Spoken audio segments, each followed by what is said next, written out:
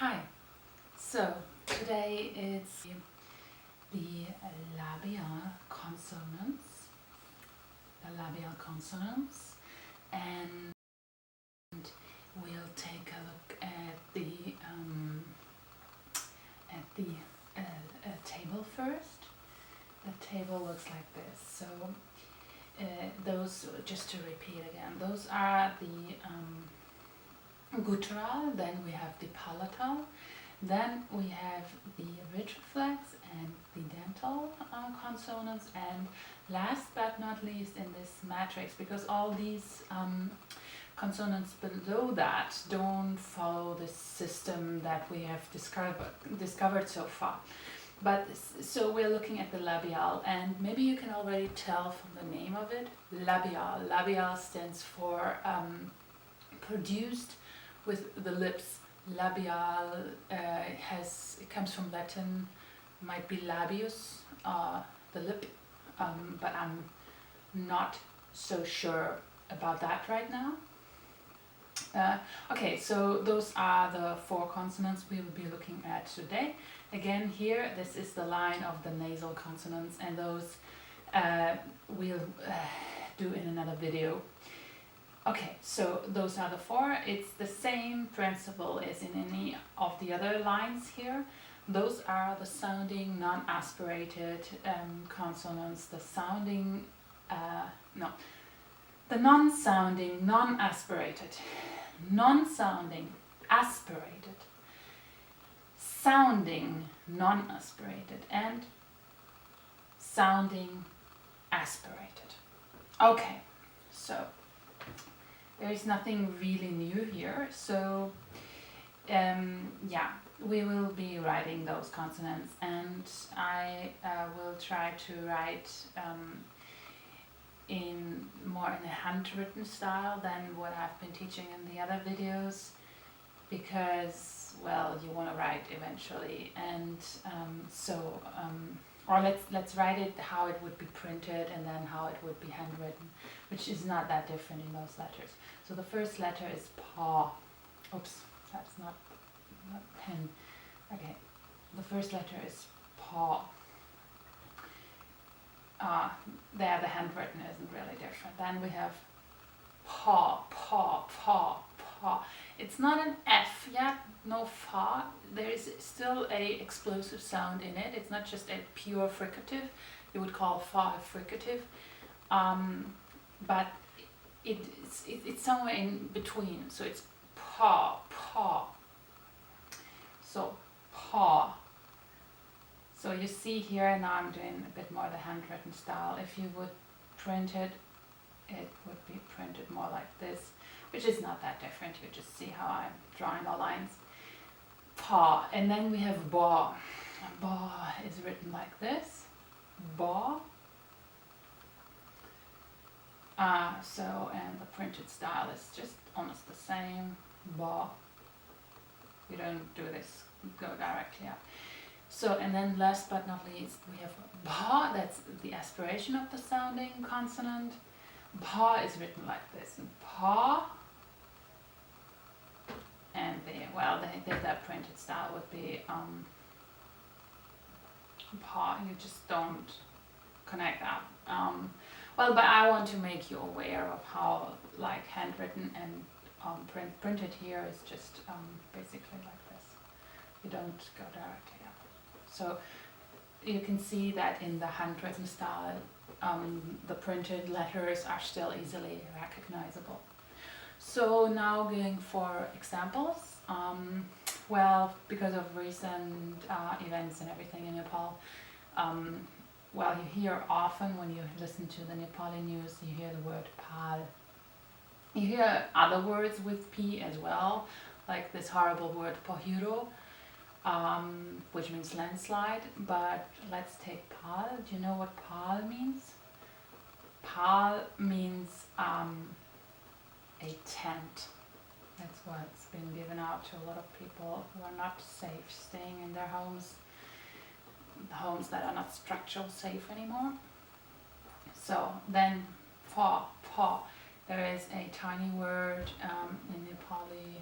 Well, with pal, with ba, then I'm thinking of other words, like you have like just pani, water, and then you have pani, which means is a conjunction, means also, as well. Pani, boni. You hear the difference between those two vowels, between o and a? Okay. So, what's happening? So now we have paw, and there we have this word. It's also a small word, so I want to do handwritten. I'm not really used. I'm practicing this myself at the moment. So this is feri. Feri is means again. Again. So you would say, what would you say? I'm reading this book again. Mo tyo kitab feri pardhechu.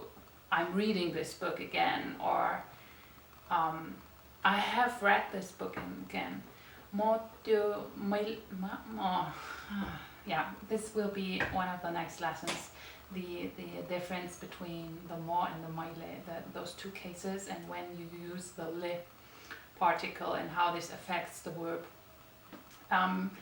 I've learned this, I kind of forgotten it, I just try to use this intuitively, but I think that's, I don't think that's the completely proper, well, it doesn't work, my intuitive approach in this case. I feel I really need to understand it in this case to then be sure that I learn it properly intuitively. So we'll do another video of those. Ba, I was just thinking of this sweet little word, babu. Do you know what babu means? Of course you don't, or probably you don't. You might. If you've been to Nepal and you met like some kids, babu. Oh yeah, if it was handwritten, I would have, let's undo this. If it really was properly handwritten, I would have attached the u directly like this, without taking the pen off the paper or the screen in this case. Babu. So babu is like a pet name for a young boy. Babu. Babu, babu. Oh, now I'm right, I'm just transcribing it, that doesn't. Young boy. Young boy's pet name. Okay, now we're running out of space almost. And pa, oh, again, I want to remind you here, look at the difference between pa and pa. Train it, listening to it, but also train it to pronounce it properly. The one is the sounding, one is the unsounding. Which one is the sounding, which one is the unsounding? I say pa, and I say pa. Did you hear that? The first one was the sounding, just for your information. So now we make the sounding aspirated word. Is one important word is bhok. Bhok. Bhok is what? Bhog is, it's something you learn very early when you learn Nepali. Bhok. Bhok. Bhok is hunger. Hunger. So how do you say I'm hungry? Because there is no real word. There might be a word hungry, but people don't use it. How do you say I'm hungry? I'm hungry. Give me some food. Molai bhog lagyo, which literally translated just means to me there was hunger attached, or to make it not as literal, to me there is a feeling of hunger. And then you kind of like, is an idiom, so you degrade it from literal into idiomatic, so then you could say I feel hunger instead of I am hungry. It kind of better translated into English as I feel hunger. Okay, so I think that is that for today. I thank you for your attention, and yeah, that is that. I hope we'll see each other in another video. Or leave your comments. That's always appreciated. Visit my blog. There is a new blog that I'm running, and where I have attached information, transcriptions, but extra information about the topics of those videos as well, and other articles that don't have an accompanying video, because I can't always make a video, I think. Okay, so namaste. त्यो मेरो भिडियोलाई सुन्नको लागि धन्यवाद. And I don't know how to say that actually. Have a nice day. राम्रो दिन होस् तपाईलाई. How do you say how to spend? No. Next time we'll be able to say have a nice day.